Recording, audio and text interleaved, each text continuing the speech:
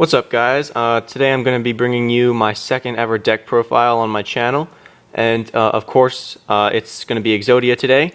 And the first one, of course, was my Dragunities, and I'm thinking about reposting that just because when I posted that video, that was back in September 2011 ban list, I think. So if you want me to repost that, please leave a comment, and I will.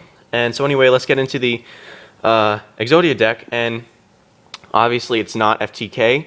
As you can tell by the title, and I also do not use the trap card appropriate or appropriate, however you say it, just because it's not fun. Well, I mean, appropriate, that version of the deck, it gives your opponent still a fighting chance, I guess, but the FTK with Royal Magical Library is not fun at all. This deck is absolutely wins. I mean, my dad uses this deck, and you know, he doesn't even really know that well. You know, he doesn't really know the game that well, how to play and everything.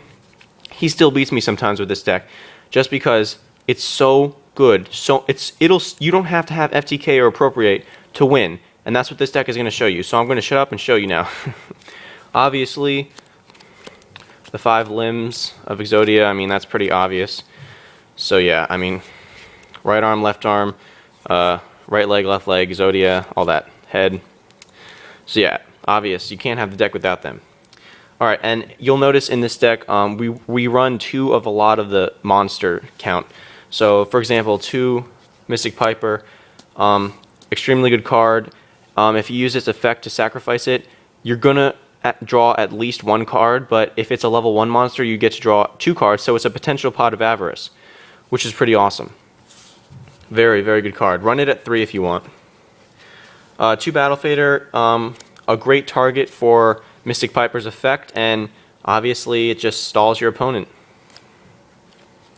We got 2 Necro Gardna. Just an all-around good card. Set it in defense, your opponent attacks, boom, banish it to negate the next attack. So it kind of like stalls for 2 of your opponent's attacks. Great card, great card.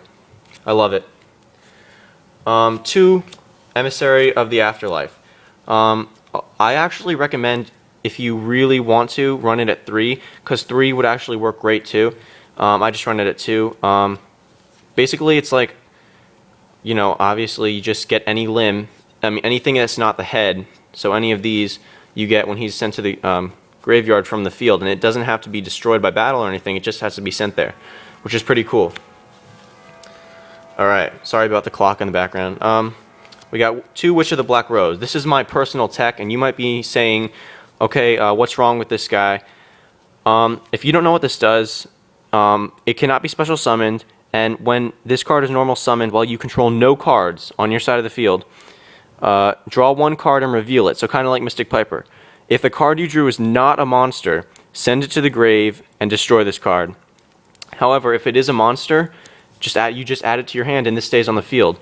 So, and this has an extremely high monster count and an extremely high spell count, this deck. So it's either going to probably be a monster or a spell, so you got a 50-50 chance there. And even if it's destroyed, so what? You have so many stalling cards anyway. And it lowers the deck count. We got 1 Grave Squirmer. It's another target for Mystic Piper, and it just destroys stuff, you know? Really good against Dark Worlds, in my opinion. Cyber Valley, another target for Mystic Piper. A lot of targets for Mystic Piper. If you want to, run this thing at 2, maybe 3, I don't even know if it's limited or semi-limited or whatever, but such a good card, such a good card. You know, you can draw 2, you can put a card back from your grave on your deck, or just end the battle phase and draw a card. It's so good. There's no downside to any of his effects, except like for a cost for 2 of them. 1 Max C, pretty darn obvious. 1 Exodius, the ultimate Forbidden Lord. He's basically like a giant Pot of Avarice for all your monsters. The only time I ever really use him is when like any of these cards are in the graveyard and I have to, like, you know, put them back in the deck, obviously. So basically the only 2 cards that you can really use to get like if your opponent plays card destruction and you like lose any of these are the only 2 cards that will help you recycle. Like a lot of times I'll use Cyber Valley's effect to put him at the top of my deck if he's already in the grave, so I can, you know, you get it. You know, big Pot of Avarice. Great card though.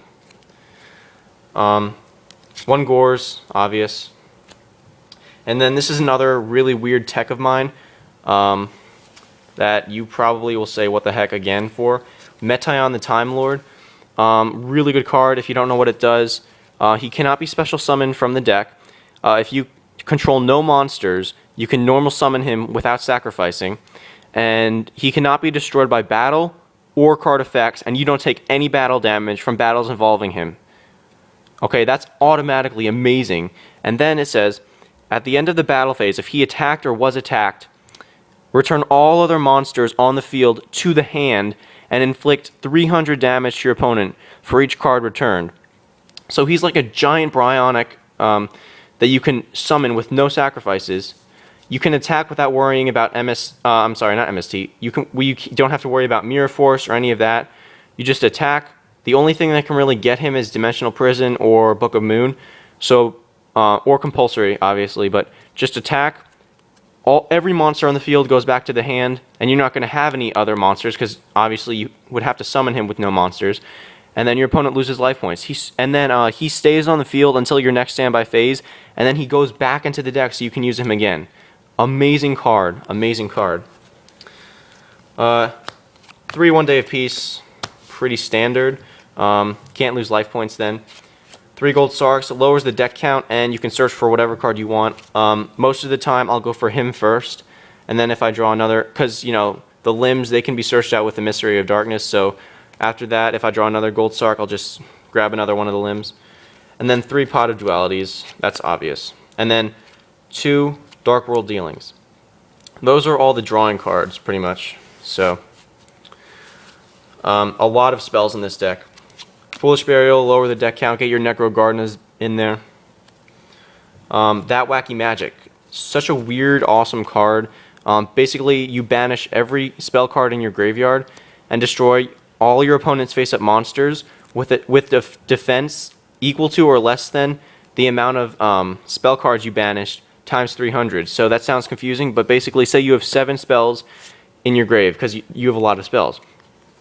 You activate this card, you're not going to be using the spells that are in your grave, so why not, you know, take advantage of them, banish them, and then, so 7 times 300, 2100. So any face-up monster your opponent has, whose defense is 2100 or less, gone. This card can be Starlight Roaded, but or Dark Bribed, obviously, but if they Dark Bribe you, they're just helping you out, because it's Exodia. Creeping Darkness, banish 2 darks from your grave and get a level 4 dark monster from your deck. Unfortunately, he's level 3, but the only 2 targets really for this card are Emissary of the Afterlife and Witch of the Black Rose. You only run 2 of each though, so there's only 4 targets. But still, it lowers the deck count. Anything that lowers the deck count is good.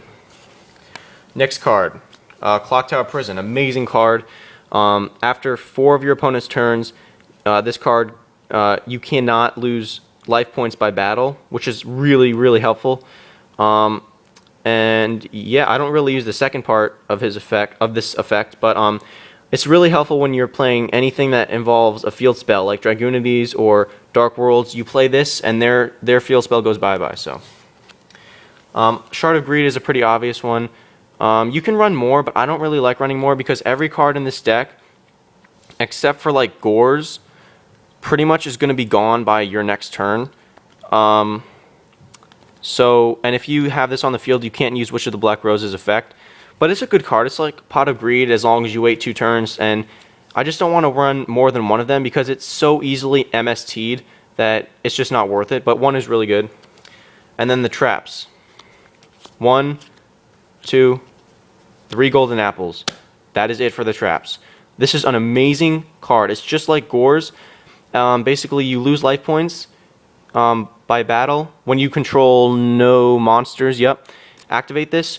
You gain the life points that you just lost back, and then then you get a token, a Malice token, whose attack and defense are equal to what you just got, the life points you just gained.